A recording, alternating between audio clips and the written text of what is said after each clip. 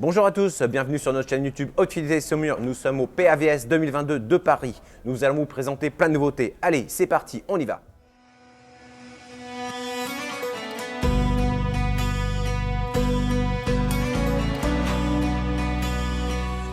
Donc nous arrivons sur le stand d'Europe Diffusion avec François. Salut François. Salut Nico. Ça fait plaisir de te voir. Merci. Ravi Alors, de vous revoir. On peut voir ces nouveautés que tu nous as présentées il y a quelques semaines. On en a parlé il n'y a pas si longtemps que ça, c'était effectivement il n'y a pas longtemps à Saumur. Donc on a ici nos 3 nouveaux bébés. Bébés, tu peux voir un petit peu imposant. Hein. Le numéro 32 de Cherel, donc qui signe le 32e anniversaire de la marque, qui est donc le plus gros caisson rail qu'on ait aujourd'hui au catalogue. Haut-parleur carbone. On ne va pas rentrer sur les détails techniques, mais qu'on pourra retrouver, on en avait un petit peu parlé. Pour donner un ordre de budget, on est à 11 900 € le caisson. C'est un beau budget. Tout à fait. La bonne nouvelle, c'est qu'on peut en mettre 2. On peut aussi les stacker. On en avait déjà parlé, c'est quelque chose qu'on s'était dit qu'on ferait un jour à Saumur. Avec grand plaisir. Et on va venir jouer un de ces 4. Donc le numéro 32, c'est celui-ci. Son petit frère, qui est vraiment tout petit comparativement. Et qui est déjà pourtant très gros hein, pour un caisson. Mais non, il n'est pas gros. Le tout petit numéro 31, qui est vraiment le dérivé du numéro 32, qui remplace le G1. On en avait parlé aussi, le G1, qui était, donc les deux sont des charges closes. La série G était la série la plus haut de gamme. Donc ces deux modèles-là rentrent dans cette catégorie du très haut de gamme de Cherel. Et on retrouve, après le dernier sorti, le HT 1510, qui vient remplacer le 1508. HT, c'est pour la série Home Cinema, Home Theater en anglais. Qui donc est dédié purement au home cinéma. Tous les autres font bien évidemment du home cinéma, mais la priorité chez REL, c'est toujours la hi-fi. 90% du catalogue REL, il est des caissons hi-fi, qui par défaut savent faire du home cinéma, et c'est plus facile de faire du home cinéma quand on sait faire de la hi-fi que l'inverse. On peut d'ailleurs aller retourner voir la vidéo réglage de caisson de basse, qui est la vidéo la plus vue sur notre chaîne YouTube. Tout le monde n'arrête pas de la regarder, elle continue de grossir. C'est Donc vrai, n'hésitez pas. En plus, c'est vrai qu'on a l'intérêt, c'est assez curieux, parce que d'ailleurs, sur cette édition du salon, on a eu énormément de commentaires par rapport à l'intérêt de remettre des caissons en hi-fi, qui est vraiment devenu quelque chose de très standard aujourd'hui, qui n'était pas le cas il y a quelques années.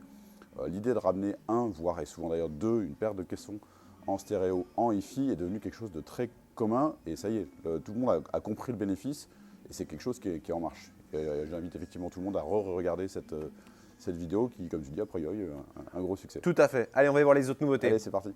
Donc pendant ce salon, vous avez mis en place plusieurs systèmes, j'ai cru voir, et vous avez voulu faire un beau système pour faire avoir tout votre savoir-faire. Tu peux nous le décrire un petit peu ce système? C'est ça, sur le salon, on a présenté 4 systèmes. Ça, c'est le plus gros des 4, basé sur une paire, la toute dernière nouveauté, l'Alexia V de chez Wilson Audio, qui remplace l'Alexia 2, qui commence à faire partie des gros modèles chez Wilson Audio. On a alimenté les Alexia V par les derniers blocs mono M400 MXV de chez Dan D'Agostino. Le M400 est vraiment le produit qui a fait renaître Dan D'Agostino à l'époque où il a quitté Krell pour recréer Dan D'Agostino.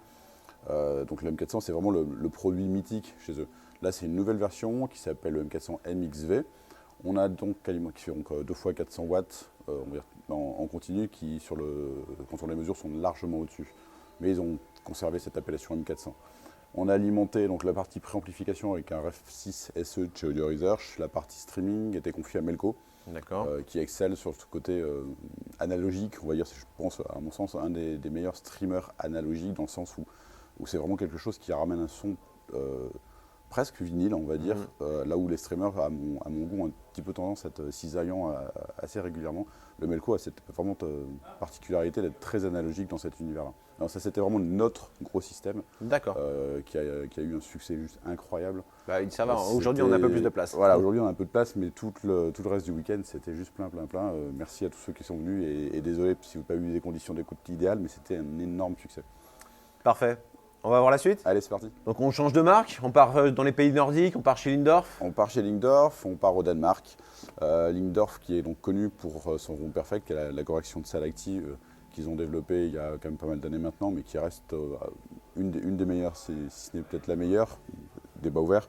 Ce qu'on a présenté ici, c'est donc un système basé sur un TDI 3400, qui est un intégré, donc qui intègre à la fois un streamer, à la fois un préampli, à la fois une correction active, à la fois une amplification. On vient donc cet ampli-là vient alimenter ce système-là qui est basé sur les LS1000 chez Lingdorf. Le LS1000, c'est un système de line array, donc ce sont des enceintes qui font 9 cm d'épaisseur, destinées à être placées le long du mur, donc il n'y a aucune pénétration dans la pièce. 9 cm d'épaisseur, une charge close en line array. Line array, c'est donc cette multiplication des haut-parleurs qui permet d'avoir, c'est un petit peu ce qu'on retrouve sur les scènes de concert, qui permet d'avoir une pression acoustique assez uniforme, quelque chose d'assez homogène, quelle que soit la position qu'on a face dans la scène. Et donc, typiquement en stéréo, mais surtout en home cinéma, ça permet d'avoir un rendu extrêmement live du son, quelque chose d'extrêmement réel et extrêmement dynamique. Et encore une fois, quelle que soit la position dans la pièce d'écoute. La démonstration a donc été en stéréo, on a une paire d'enceintes, on a une solution qui existe également en voie centrale donc pour les salles de ciné. On a fait donc une démonstration avec caisson, qui sont les BW20 de chaque côté, qui est alimenté par le SDA 2400, toujours chez Lingdorf. Et on a aussi et surtout essayé de montrer l'intérêt du système avec et sans caisson. On va aller voir comme ça, on se dit que ça ne peut pas vraiment aller très très bas, alors qu'en fait ce système de line array descend extrêmement bas, on a fait la démonstration tout à l'heure. C'est très intéressant et encore une fois, c'est quelque chose d'assez inhabituel. On est plaqué le long d'un mur, donc c'est-à-dire qu'on ne perd pas de place dans la pièce. 9 cm d'épais, c'est tout petit et ça permet encore une fois d'aller chercher très très loin dans la pièce. Ok. Vraiment une vraie expérience et une vraie belle découverte, je pense, chez pas mal de confrères aujourd'hui. Tout à fait.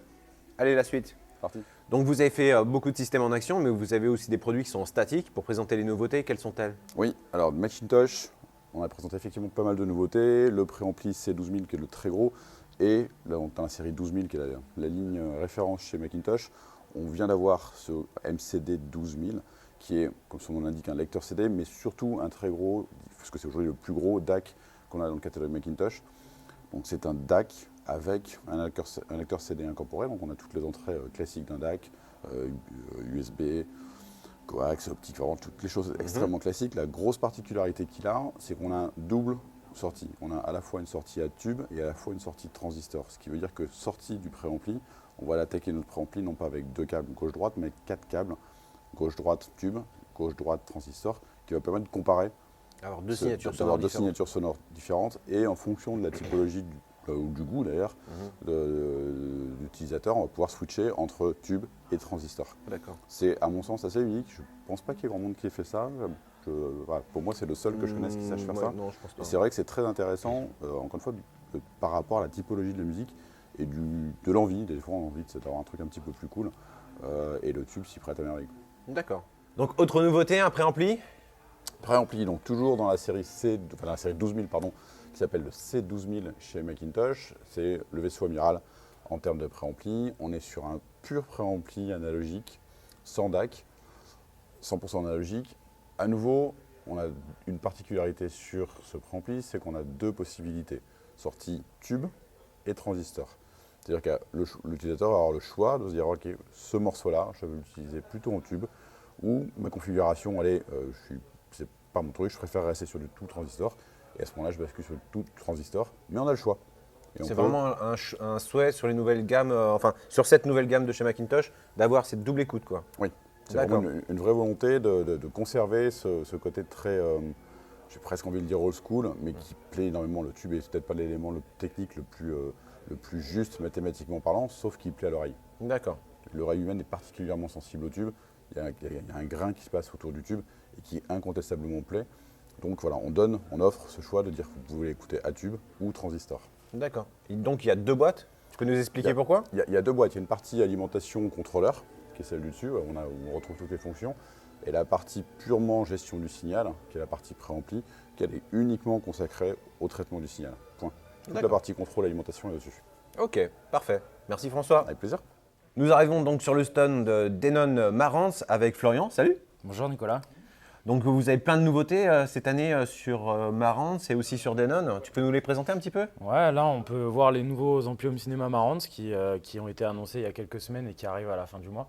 Donc en premier on a le Cinéma 70, donc le format slim de Marantz qui vient remplacer la gamme DNR qu'on connaissait jusque-là, qui va sortir au prix de 1 000 €.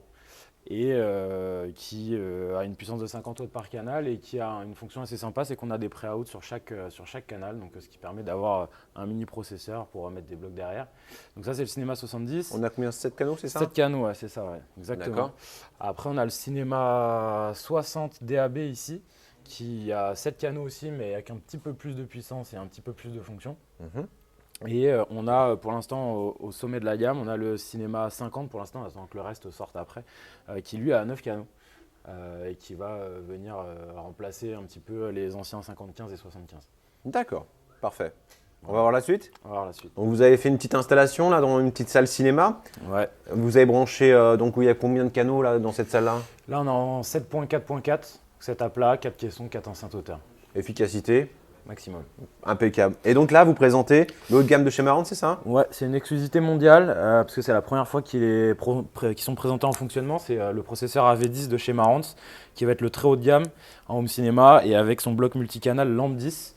Donc du coup là on est sur un processeur 15 canaux avec option Dirac, etc. On est vraiment sur du très haut de gamme. Il y a énormément de specs qu'on pourrait développer mais on n'aura pas assez de temps.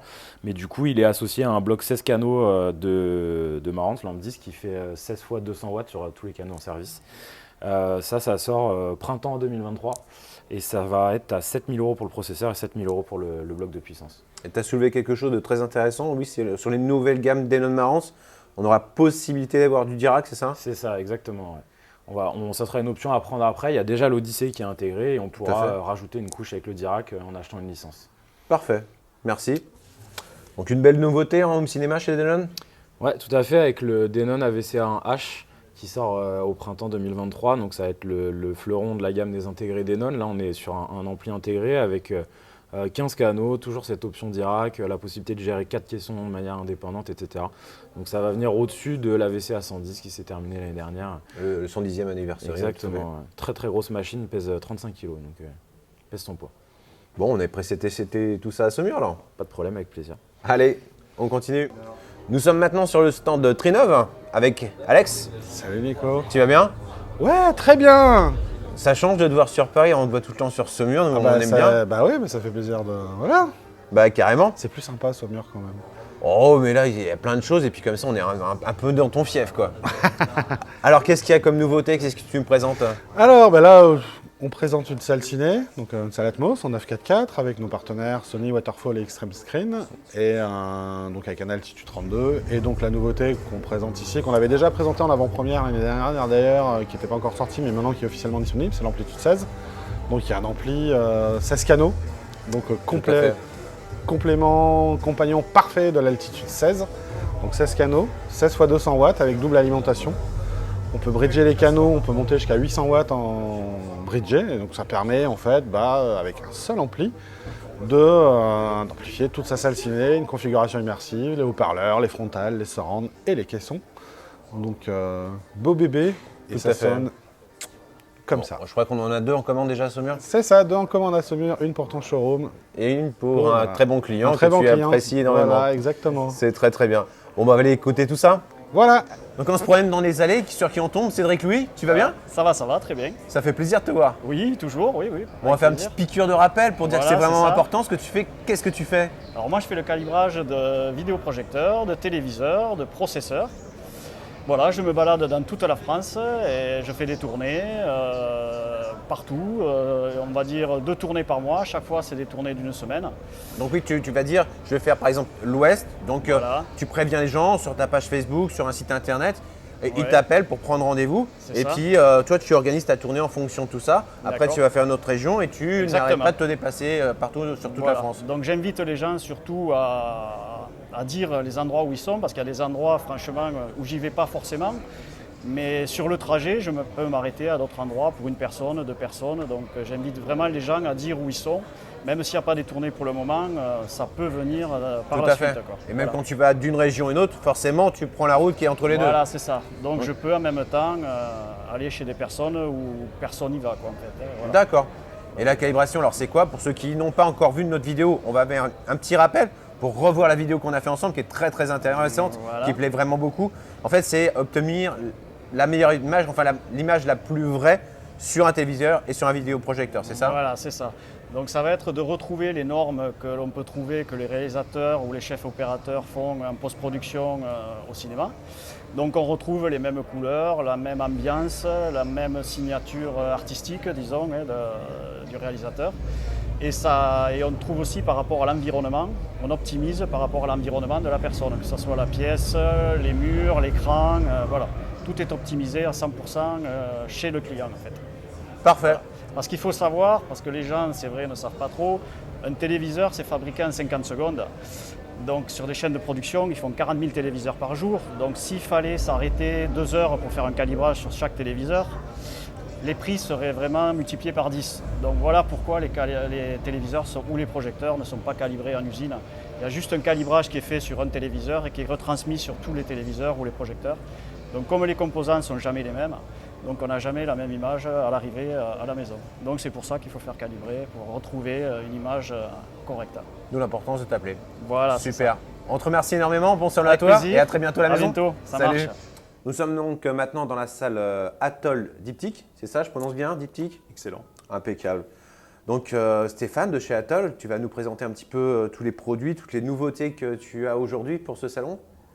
Oui, bonjour. Donc effectivement, sur ce salon, nous présentons le lecteur réseau ST300 signature, donc, qui sert de source pour nos écoutes.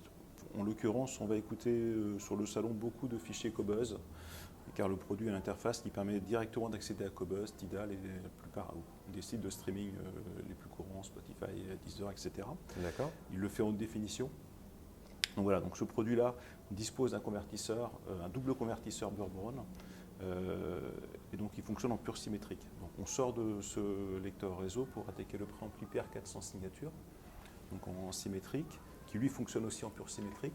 On D'accord. vient attaquer 2 blocs AM400 signature, bridgé mono. Ça permet de développer chaque ampli à peu près 600 watts sous 8 ohms. D'accord. Alors que quand on l'utilise en stéréo, il développe combien? 2 fois 160 watts en stéréo sous 8 ohms. D'accord. Et là, on passe à deux blocs, Une fois 600 watts. une fois 600. Ah d'accord, Ouais. donc vraiment une C'est- très très grosse voilà, puissance. On décuple la puissance. Ouais. Toujours une application propriétaire Absolument. pour Donc, lire. l'application Android et Apple qui permet de piloter toutes les fonctions de l'appareil, retour des pochettes, retour des logos des stations de radio qu'on écoute, D'accord, avec le format aussi des fichiers qui apparaît sur l'écran. parfait. Et juste à côté, on a quoi Alors, on a le nouveau produit qui est sorti cette année, donc qui est le SDA300 signature, donc le tout en un, qui intègre le lecteur réseau, amplificateur de puissance. Donc le SDA300 est le grand frère du SDA200, donc qui intègre grosso modo un ampli de puissance de la gamme de l'IN300 et un lecteur réseau qui est un peu l'intermédiaire entre le ST200 et le ST300. Donc voilà, on est sur une formule compacte qui permet d'avoir un tout en un budget plus serré que les éléments séparés. On est à quel budget? Donc là, on est sur 4 000 € le SDA 300.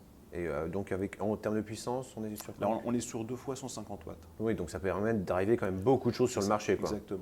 Parce que pour les gens qui ne veulent pas s'embêter à avoir plein de boîtes, et on a un tout en un très puissant qui fait tout et qui le fait très très bien. Des entrées numériques, je suppose, aussi pour relier la télé. Exactement, entre analogique et numérique. Parfait. Bah, merci beaucoup pour toutes ces informations. On va à vous. continuer. À bientôt. Au revoir. Merci. Nous sommes maintenant dans la salle Fusion Acoustique avec David. Salut David. Bonjour Nicolas. Non, mais aujourd'hui, donc, il y a donc pas mal de nouveautés que tu présentes. Tu peux nous décrire un petit peu le système que tu sur as le mis en stand place? aujourd'hui, en termes de nouveautés, donc on va commencer par la fin, on va commencer par les enceintes. Donc ce sont les enceintes Griffon EOS qui avaient été présentées au dernier salon de Munich, en statique. Donc c'est une enceinte 2 voix qui a, alors sans rentrer dans tous les détails, qui a quand même un gros avantage, c'est que c'est une enceinte qui peut être installée très près des murs, qui est très facile à positionner, puisque les vents basse réflexe peut être monté devant ou derrière, en fonction de la position de l'enceinte par rapport au mur arrière. Alors ça, tu Et- le demandes à la commande? Non, ça se règle. C'est en fait une option. C'est un. Comment dire? C'est une option. On peut modifier l'enceinte soi-même. C'est 4 vis à D'accord. enlever, à remettre. Voilà, c'est très simple. Et on a effectivement un réglage au niveau de Twitter sur la dispersion qui permet là aussi d'améliorer l'aigu au niveau de la position d'écoute. Donc c'est une enceinte qui est très facile à positionner, quel que soit son intérieur en fait. Et parce que parfois c'est bien, on a des très belles enceintes, mais une fois arrivé dans le salon, On c'est est sur compliqué de les quel type de installer. budget à peu près? On est à un peu moins de 25 000 €. La paire d'enceintes, elles sont disponibles dès maintenant. Donc c'est à Voilà. peu près le prix de la Mojo, un tout petit peu moins cher? C'est moins cher que la Mojo. La Mojo était à combien? Elle était à presque 30 000. D'accord. Mojo qui est une enceinte bibliothèque assez Grosse grosse. bibliothèque, voilà. D'accord. Donc là, en plus, on est sur un Twitter Beryllium, 34 mm et un grave carbone triple couche de 18 cm. Qui a un vrai fonctionnement en piston avec un gros débattement pour donner un véritable grave. L'électronique, qui est bien connu, qui est le fameux intégré Diablo 300 de chez Griffon. Donc 300 pour 300 watts. On a choisi cet intégré parce qu'il est très dynamique, très vivant. Et comme la pièce de 40 mètres carrés est un peu grande quand même pour ces enceintes, et quand la pièce est pleine, on a quand même besoin d'avoir une écoute qui soit très vivante. Voilà. Mais on peut faire fonctionner ces enceintes avec un petit Diablo 120 ou même un intégré de cinquantaine de watts, c'est suffisant. Et on peut aussi après utiliser des choses plus raffinées telles que le bloc essence par exemple de chez Griffon Pure Classe A. Après, en préamplificateur, on a en avant-première mondiale le dernier préamplificateur de chez Mettner, qui est directement issu du l'IMM Lab Spray, qui est un préamplificateur 100% analogique, qui propose une entrée XLR, deux entrées RCA, sortie en XLR et en RCA. On vient de l'écouter là, c'est une petite merveille, ça ouvre l'image, c'est transparent. On retrouve les qualités des préamplificateurs Mettner, parce que si Mettner est très connu pour la partie digitale, il a quand même d'abord travaillé dans la partie analogique, notamment sur les tables de mixage analogique, et effectivement il a une très grande compétence sur ce domaine, et là ça s'entend, c'est juste bluffant. Donc, on retrouve le boîtier du MA3, c'est ça? On retrouve le boîtier du MA3, les mêmes finitions, donc silver avec le bouton noir, ou tout noir comme le Mettner MA3 qui est juste en dessous. Donc en dessous on a le Mettner MA3 justement, streamer, DAC avec réglage de volume.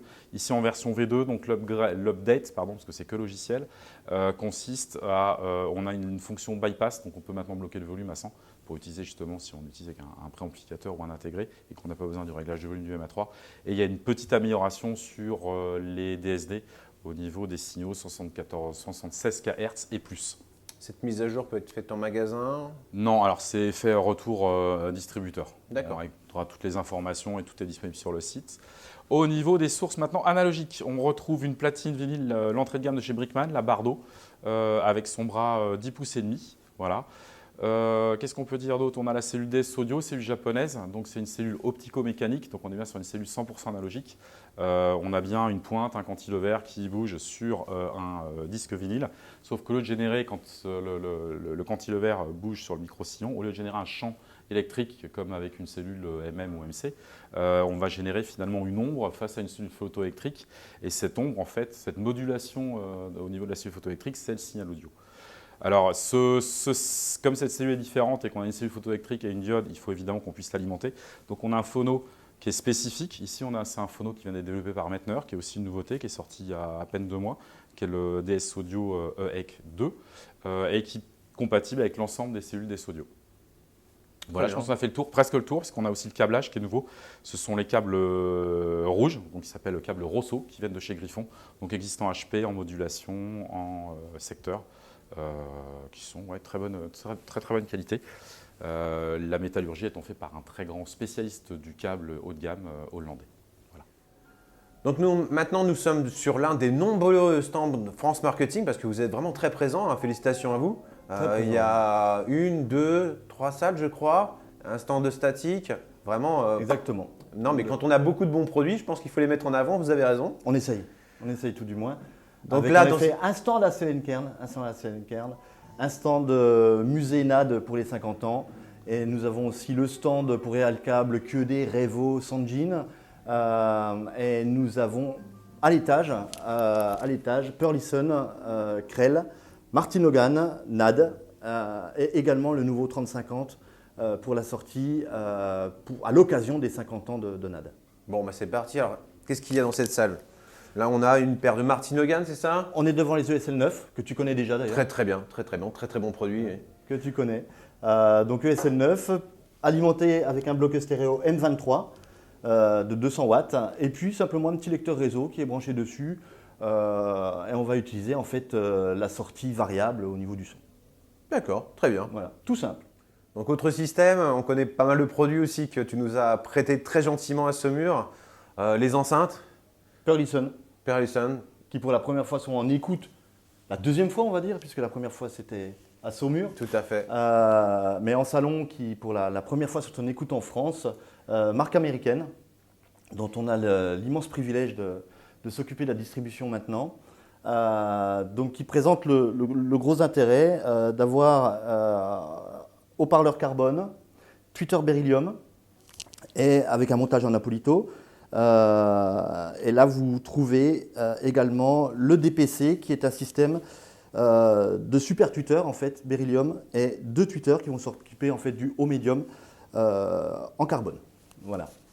Donc là, le système DPC, qu'on ne connaissait pas, DPC Array en fait, ce qui va vous permettre d'élargir le spectre du tweeter et de vous donner une très belle scène sonore. Très bien. Le tout alimenté donc par un ampli Krell. K300, qu'on connaît déjà. Oui, on présente depuis la marque, très belle marque. Hein. Très dynamique, amplificateur, alimentation de 800 VA, 80 000 microfarads de capacité, enfin beaucoup d'énergie. Donc nous voici encore dans une nouvelle salle France Marketing avec Loïc. Bonjour Loïc. Bonjour et Donc, bienvenue. Merci. Donc une nouveauté chez NAD. Nouveauté chez NAD, alors plusieurs nouveautés, mais bon, la principale, c'est quand même cet ampli qui est là pour célébrer les 50 ans de la marque, puisque la marque fête ses 50 ans en 2022. Marque née en 1972, d'une association entre deux personnes, Marty Borish, un commercial, et un technicien qui s'appelle Björn-Erik Edvardsen, le fameux BE des amplis NAD, que certains clients ont certainement connu dans le passé. D'accord. Donc le C3050 LE est une réédition d'un produit iconique de la marque qui s'appelait le 3030, sorti en 1974. Ce modèle va être commercialisé à 1972 exemplaires, édition limitée d'édition comme son petit LE à la fin. Et le produit est complètement équipé, c'est-à-dire qu'il a des connectivités numériques analogiques, phono, mais il a également une carte réseau qui permet d'en faire un produit connecté. D'accord, une carte BlueOS. Qui est effectivement compatible OS, une carte BlueOS. Donc là, le produit finalement est entre guillemets tout en un. On branche une paire d'enceintes et on peut jouer tout type de musique, on peut brancher tout type de source, puisqu'il a également une entrée HDMI e-ARC. Donc on peut y brancher un récepteur satellite ou une console de jeu ou un Blu-ray si on veut l'écouter en stéréo. D'accord. Donc disponible à partir du fin décembre, début janvier. Donc édition limitée, donc si ça intéresse des collectionneurs à ne pas traîner, puisqu'une version de série suivra, mais qui ne sera pas équipée BlueOS, donc il faudra équiper le produit. Il ne sera pas numéroté et le châssis ne sera pas en bois, mais sera plaqué. D'accord. Tarif du produit ? 2500 €. D'accord, très bien.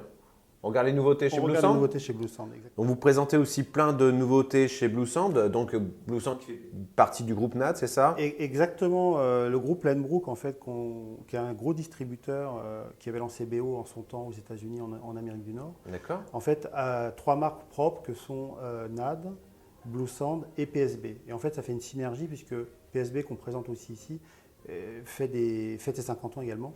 Et en fait, est un spécialiste du haut-parleur. Donc dans les enceintes notamment, on profite de l'expertise de NAD pour l'électronique et de PSB pour la partie haut-parleur. Alors, 3 nouveautés.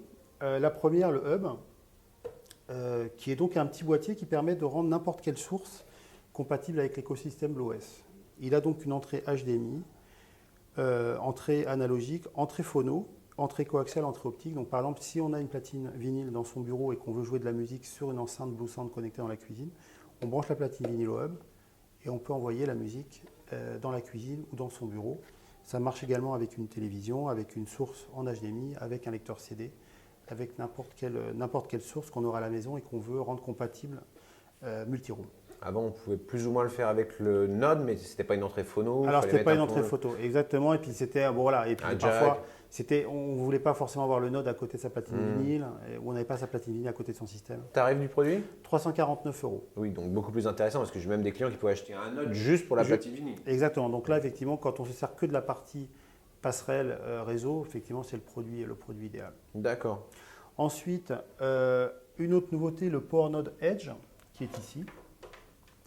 Donc, qui est un petit Power Node, moins cher, moins puissant également, mais qui permet d'être utilisé dans le cadre d'installations spécifiques, puisqu'il est livré avec son support mural. Donc, on peut le fixer dans un meuble, on peut le fixer sur un mur.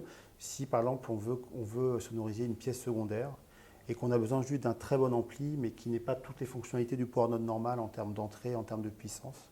Puisque là, on est sur un amplificateur qui fait 2 fois 60 watts. Oui, c'est déjà pas mal. Déjà pas mal. L'ancienne génération de Power Node, il faisait combien de puissance ? Alors, le Power Node fait 2 fois 60, on était passé à 2 fois 80. Donc là, D'accord. on reprend effectivement en partie l'amplificateur du précédent Power Node. Qui était déjà très très bien. Très bien, voilà. Donc là, on a quand même toujours l'entrée HDMI, on a toujours une sortie sub, et on a une seule entrée combo jack optique. Comme sur le Node. Comme sur le Node, exactement. D'accord. En termes de tarifs, on est à quel En tarif? termes de tarif, on est à 699 €, D'accord. disponible en blanc ou en noir. Mhm. Alors le hub, je n'ai pas précisé, lui est disponible qu'en noir. D'accord. Mais le Power Note Edge, c'est blanc ou noir. Ok. Et le dernier produit? Et le dernier produit, c'est donc le Pulse M, ou la Pulse M. Je D'accord. sais pas comment, enfin, bon, on dit comme on veut.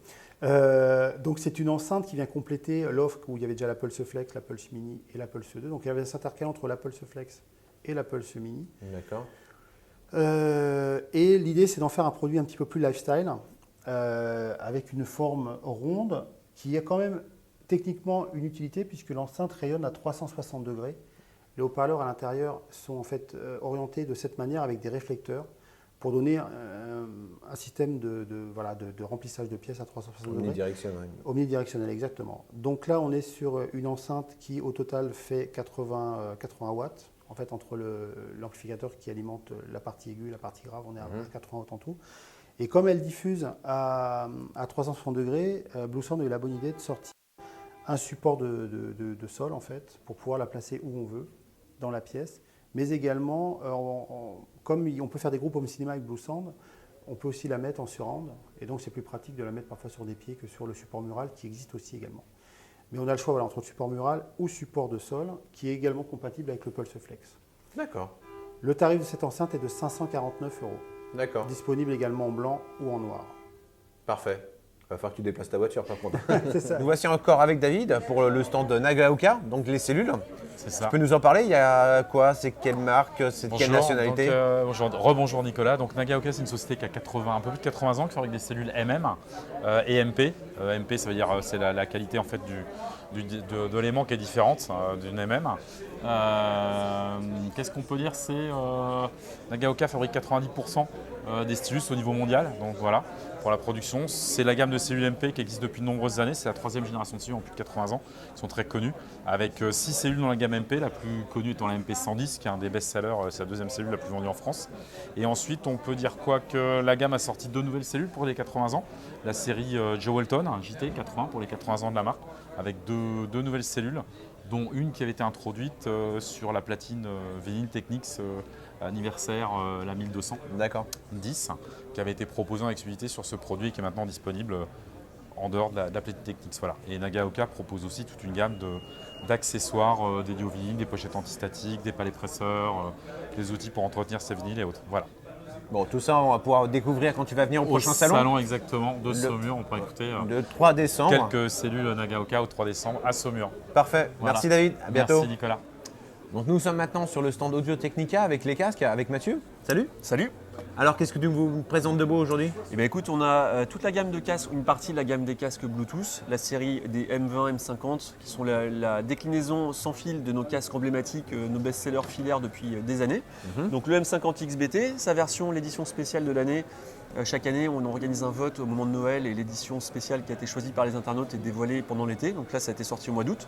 Et puis le petit dernier de la gamme, le M20 XBT, 89 €. 60 heures d'autonomie notamment, entre autres specs sympas. Le jack reste disponible si besoin, donc on est sur un produit d'entrée de gamme avec une qualité de son qui va déjà être assez marquée. Et après, on retrouve les casques filaires. On retrouve les casques hi-fi filaires. Alors là, on monte carrément en gamme. On est sur les casques bois qui ont été lancés il y a déjà 2 ans maintenant. Casque bois Kokutan en bois d'ébène, casque Asada Sakura en cerisier japonais, avec des propriétés anti-résonance, isolantes assez marquées. C'est des bois dont on fait aussi des instruments de musique, des cordes enceintes, etc. Le WP900, qui est un casque hi-fi et mobile à la fois. Donc là, on est sur un câble de 1,20 m.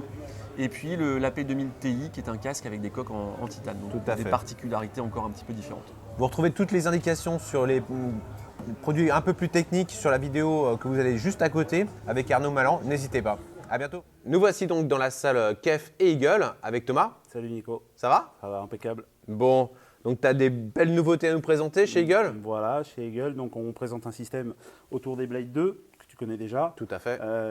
Et donc là, on va présenter un tout nouveau système qui se compose d'un préampli et d'un bloc de puissance, H30, P30A. Le bloc de puissance a la caractéristique principale de faire 1 kg quand on le switch en mono, mais pour les besoins de la démonstration, il est switché en stéréo et il délivre une puissance de 400 watts sous 8 ohms. Donc ça, c'est les derniers produits sortis chez Eagle. Avec un design un petit peu différent. Avec un design un petit peu différent de ce qu'on connaît sur la gamme principale, qui est composée des amplis H95, H120, H190, 390 et 590, avec toujours leur même technologie phare qui s'appelle le Sound Engine 2, où on a, je le rappelle rapidement, un système de calcul. Une fois que le signal a traversé chaque étape de traitement, il y a une distorsion qui est fabriquée naturellement par un traitement électronique, et cette distorsion, elle est compensée par un petit microprocesseur, elle est annulée pour obtenir une distorsion nulle à chaque fois que le signal traverse un étage. D'accord, parfait.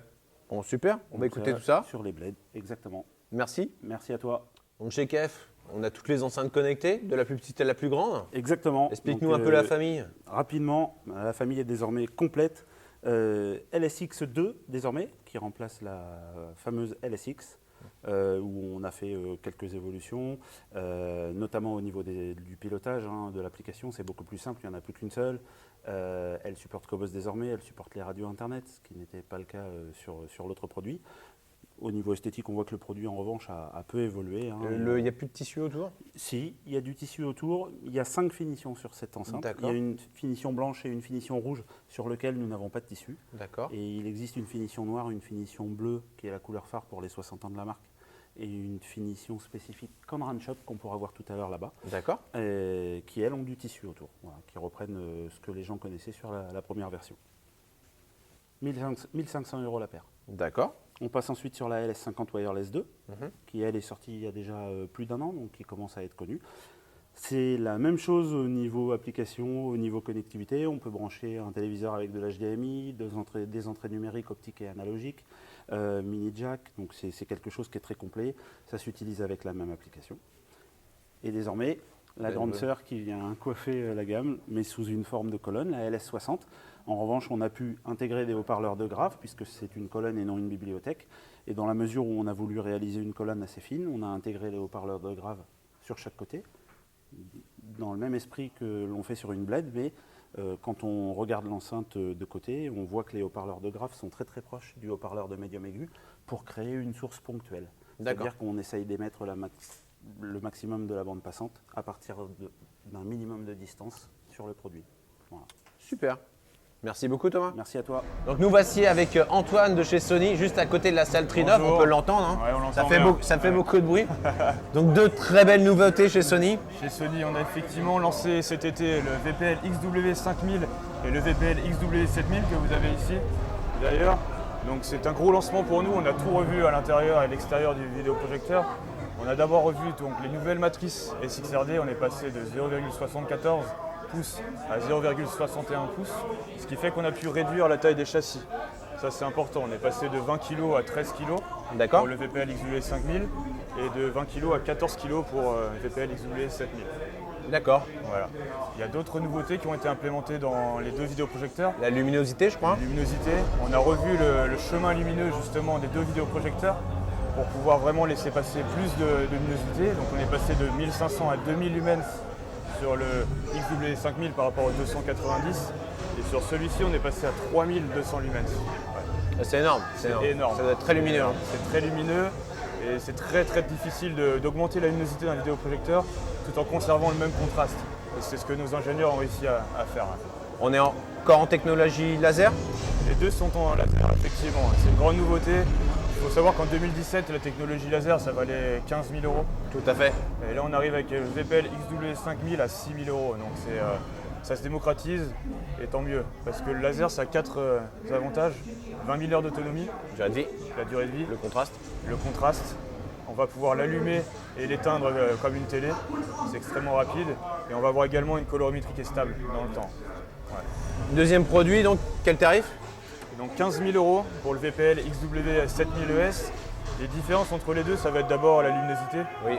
On passe de 2000 à 3200 lumens. Ensuite, on va avoir un objectif motorisé, une mémoire de zoom. Sur le VPL XW5000, c'est un lens shift qui est manuel. D'accord. On le fait manuellement. Ce projecteur-là va être également compatible 3D. Celui-ci ne l'est pas. D'accord. Il faut mettre un accessoire en plus, également en option. Et il va également avoir une fonctionnalité qui s'appelle le Live Color Enhancer qui permet d'améliorer les couleurs. D'accord. Voilà. Super. Merci beaucoup pour toutes ces Merci informations. beaucoup. Salut. Salut.